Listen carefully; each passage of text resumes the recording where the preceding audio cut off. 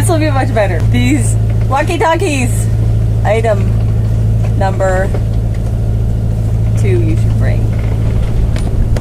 Because it's super windy, I'm being very safety conscious by wearing my life jacket while I do the anchor. Wish me luck. Well, it was time to head back to Antigua after 2 beautiful nights in Barbuda with the beaches and the sunsets. The winds had shifted and they were increasing. And of course, we're on a charter, so we have to stay to schedule. Destination almost due south to the west side of Antigua to Dickenson Bay. But this was the strongest wind and the biggest swells we'd ever sailed in. Any thoughts? The swells are so big that I'm sailing instead of autopilot, because first of all, it's putting a lot of strain on the autopilot. You can hear it creaking down there.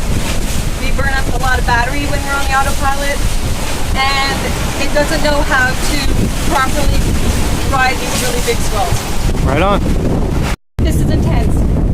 I have to admit, I'm actually really nervous. We're going 7.2 knots and the swells are huge. I know you experienced sailors must be laughing at us, but everybody has to have their first passage like this. And I'm grateful that it was only 5 hours because it was so intense, but it did prepare us for the even stronger winds we got the rest of the week. Well, slightly off course because I wanted to sail the waves, sail the swell, but now are a little calmer. So I think I can adjust.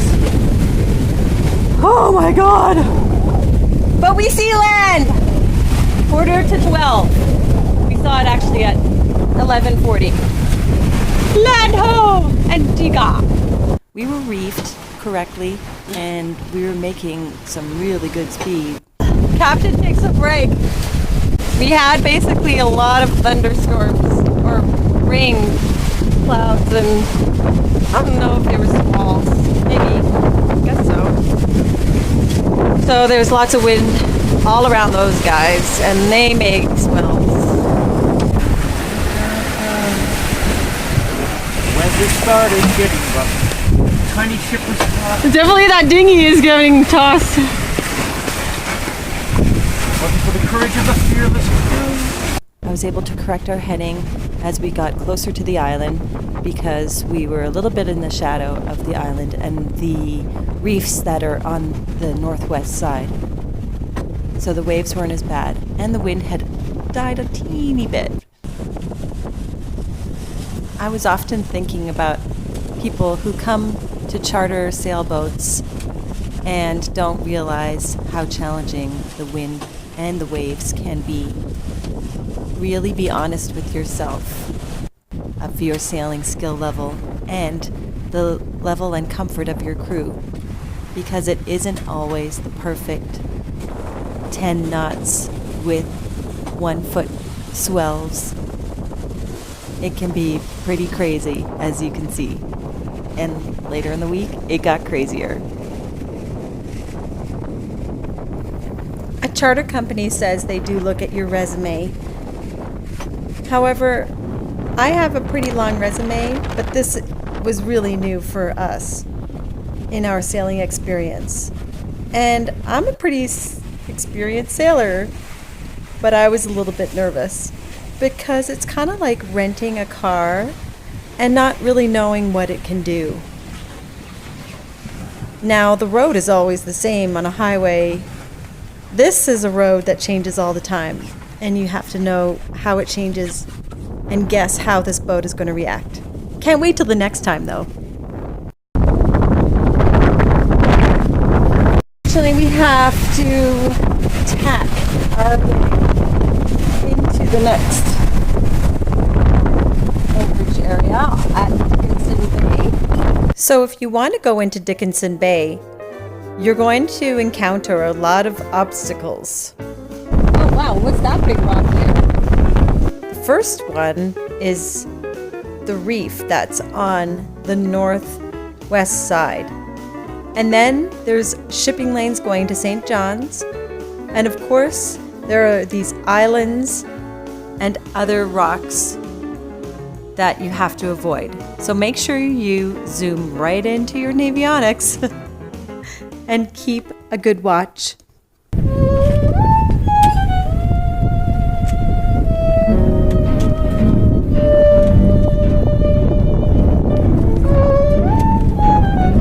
And we wanted to get closer to shore here, but the depth sounder says 7, well, when we drop the anchor, it's at 6 feet. Meanwhile, the nav says that it's 13 feet here, but there could be some change in the level, or we're doing the math wrong. Anyway, there's a big cloud over there.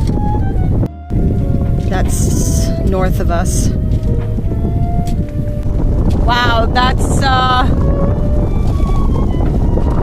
that wind just filling in behind the storm going off that way. Well, I'm happy with our decision to go on the second reef just in time for those huge swells and the really strong gusty winds. But the reefing system on this sail is kind of janky. So the reef lines do come straight into the cockpit, and they have their own clutch, but it's almost impossible to really pull them. We did use the winch and the winch handles to crank them down, but they still would get caught. Go to the cockpit, and this is the second reefing line, but it kind of does this loop, and it goes into the boom and then down at the blue. And I can see now that we didn't really have it all the way down. So that creaking sound. Yes, it was a boom with a gooseneck that was wearing off or wearing down pretty sweetly. I did let the charter company know about this, but it did make me a little nervous that there were some rivets missing and that it may be due to the topping lift not being tight enough. So I fashioned some lines every night and secured the boom so it wouldn't make that sound throughout the night, because that really echoes down into the cabin when you're sleeping. We hopped in the dinghy and headed for shore for our first off-board dinner in Antigua at Anna's, which is just south of the Sandals Resort in Dickenson Bay, a quaint restaurant right on the water, super friendly staff, and delicious food. It had to be Moonglow, way up in the blue. It had to be Moonglow that led me straight to you.